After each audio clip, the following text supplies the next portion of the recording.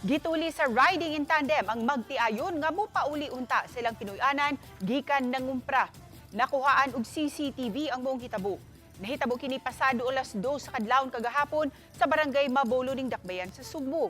Unang makita ang riding-in-tandem nga misulod sa iskina ug daling mibabag sa motor nga gisakyan sa Magtiayon. Mikanaog ang angkas nga lalaki ug gilabdi ang kwintas niini nga gisulob sa bana. Human makuha, misibat usab dayon ang mga sospek.